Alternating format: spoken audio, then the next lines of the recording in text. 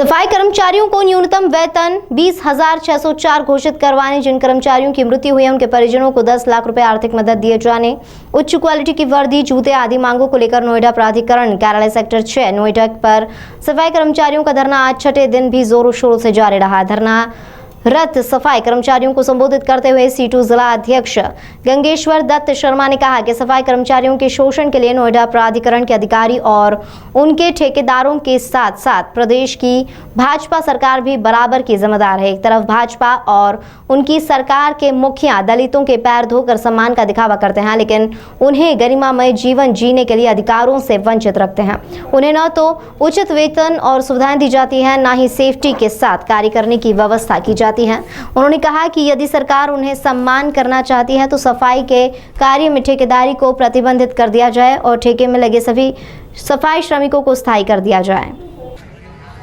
साथियों, आप तमाम साथी अपने हक के लिए, अधिकारों के लिए नियमितीकरण, वेतन में बढ़ोतरी, कार्य के दौरान तमाम सेफ्टी के साधन उपलब्ध कराने, कई मांगों को लेकर के आंदोलन पर है। आज आपके आंदोलन का छठा दिन है। बातचीत की संभावनाओं के मद्देनजर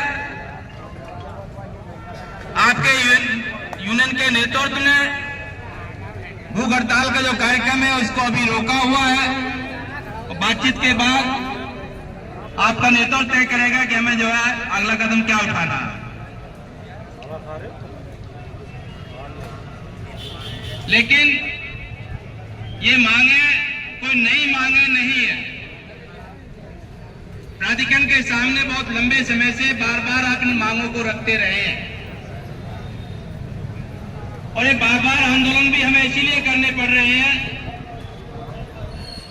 नोएडा प्राधिकरण के अधिकारी जब हम आंदोलन पे आते हैं, धरना करते हैं या हड़ताल करते हैं, उस समय समस्याओं के समाधान करने का आश्वासन तो दे देते हैं,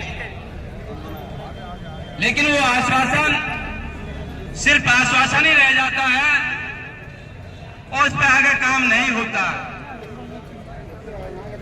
और उसके बाद अधिकारियों को जगाने के लिए फिर हमको आंदोलन पे आना पड़ता है।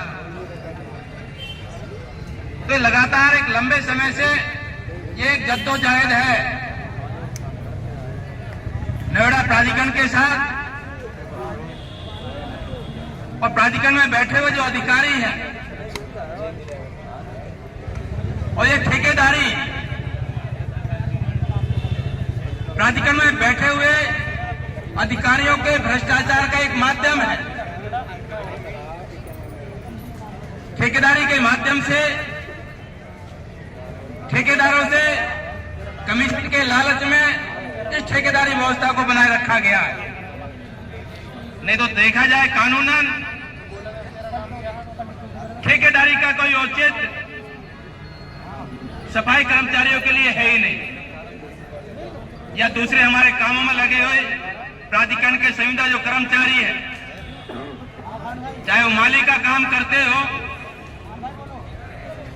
या जल विभाग में हो, ये तमाम काम स्थायी प्रवृत्ति के काम है और स्थायी प्रवृत्ति के काम में ठेकेदारी नहीं हो सकती है। ये देश का कानून और संविधान कहता है, लेकिन देश के कानून और संविधानों की धज्जियां हमारे देश की चुनी हुई सरकारें और संवैधानिक संस्थाएं बड़े खुलेआम उनकी धज्जियां उड़ा रही हैं। कानून होते हुए भी कानूनों का दुरुपयोग और उनको लागू करने की इच्छा शक्ति सरकारों की नहीं है। और आज का जो दौर है, ये दौर सरकारी क्षेत्र में तमाम नौकरी को धीरे धीरे समाप्त करने का है। या तो तमाम विभागों को धीरे धीरे खत्म किया जा रहा है या उनको निजीकरण किया जा रहा है, ठेके पे दिया जा रहा है। चाहे बिजली विभाग हो, बीएसएनएल हो, बैंक हो, बीमा हो, ये तमाम जितने भी सार्वजनिक क्षेत्र के संस्थान थे, जिनमें बड़े पैमाने पर लोगों को रोजगार मिलता था और रोजगार की सुरक्षा की गारंटी थी।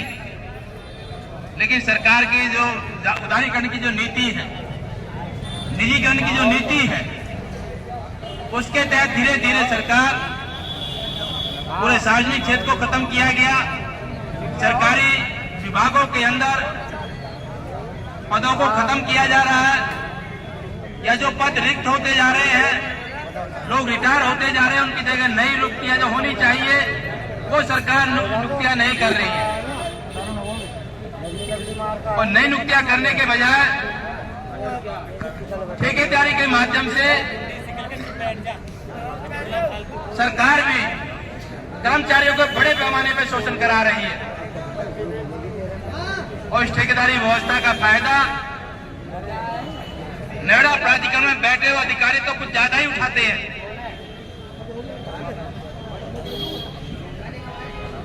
और इस संबंध में बहुत सारे खुलासे और घटनाएं भी हुई है।